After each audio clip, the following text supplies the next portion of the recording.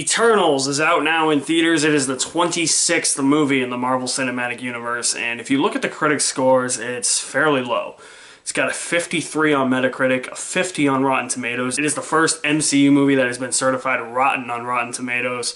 This is directed by Chloe Zhao, who's given exponential creative freedom, and I'll talk a little bit more about that. But the Eternals is essentially about a group of celestial beings from the planet Olympia sent to Earth to stop the deviants, and they also have to stop the emergence. As I said, Chloe Zhao was given a lot of creative freedom here with the Eternals, and she made a point to film a lot more on location than on a giant soundstage or on a set in a studio. And I could actually tell, watching this film, that they were attempting to make a more, I guess, lived-in environments. It wasn't just CGI backgrounds, and it wasn't just It wasn't CGI backgrounds for the sake of CGI backgrounds, because it was like, just do this all on a soundstage if we can. We don't have to go film on location. No, I like the idea that it felt more real and lived in, that she filmed on location. She filmed in really desolate locations, not like big cities or anything. And I think that that was a major plus for this movie, because you get the feeling of like dread and isolation, loneliness, but you also get the sense that the Celestials are going to battle deviants, and there's this thing called the emergence. The emergence is going to come from a place in like the unknown regions of like Earth, you know, places that aren't inhabited. So it made sense in that regard, and also this movie has a lot of thought-provoking themes that Marvel hasn't really tackled. It really tackles what humanity is about, the greed of humanity, the existence of humanity, the cost of being a human in the modern world and in the ancient world itself. What happens if somebody like an alien race would interfere in the humans' world? Would the humans look up to them? Would the humans look down upon them?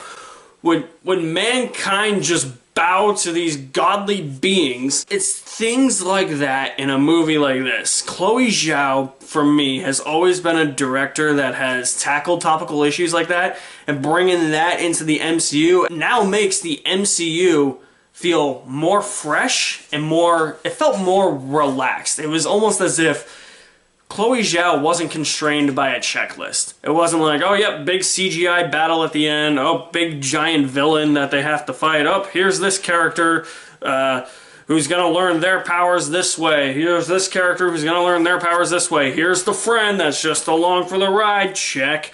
No, it's nothing really like that. This is really devoid of action, and a lot of people have claimed that this is a boring movie.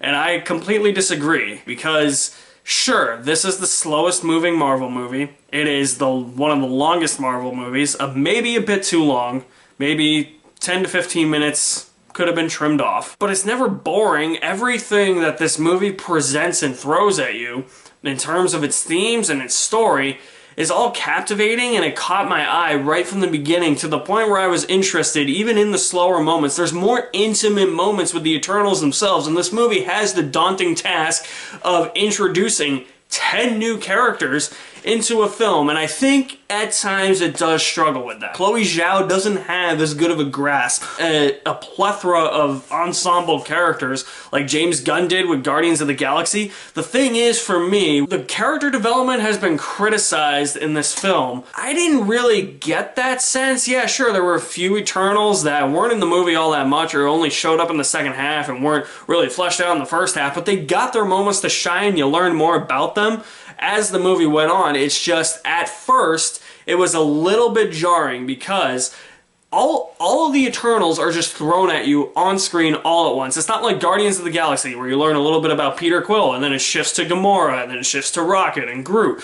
Or it's not like something in Captain America Civil War, where we are introduced to T'Challa, and we see that he's Black Panther, and that's like our introduction to Black Panther, and we get enough information about Black Panther in that movie to really understand where Black Panther is coming from in that movie. Same with Spider-Man in that movie. Those films do a better job at introducing new characters to the MCU than Eternals does, and Eternals is just hindered by the fact that they're throwing them right all at you, all at once. There's really no time, other than with Gemma Chan's character Cersei and Richard Madden's character Icarus, who by far is my favorite character in the entire movie. Cersei is a really good character as well, and it's kind of weird that Gemma Chan's character is named Cersei. Richard Madden played Robb Stark, and Kit Harington is also in this movie, who played Jon Snow on Game of Thrones.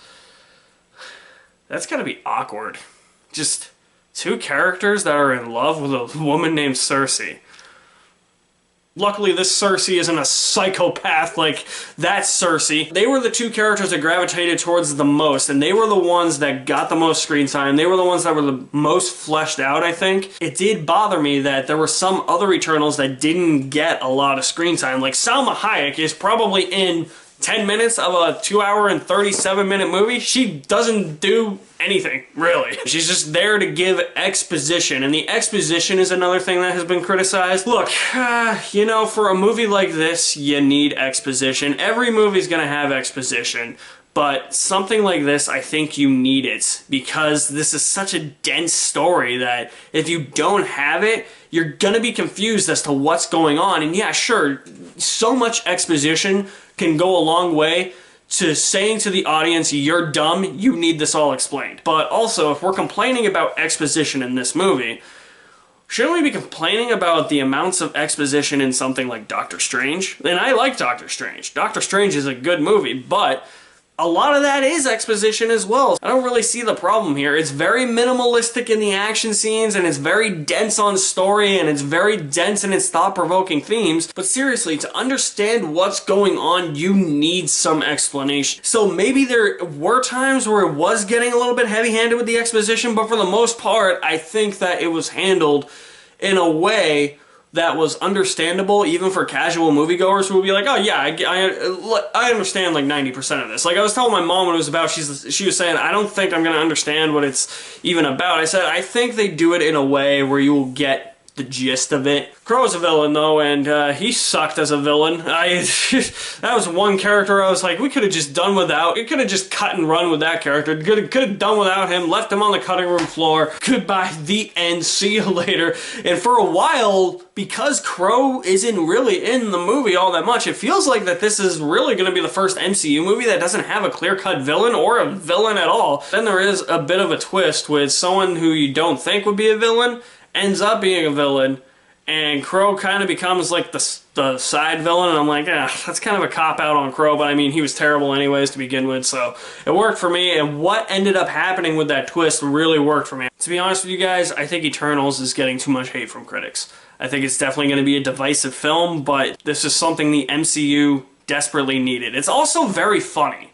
People are saying it's not as humorous as previous MCU installments. Does every MCU film have to be funny?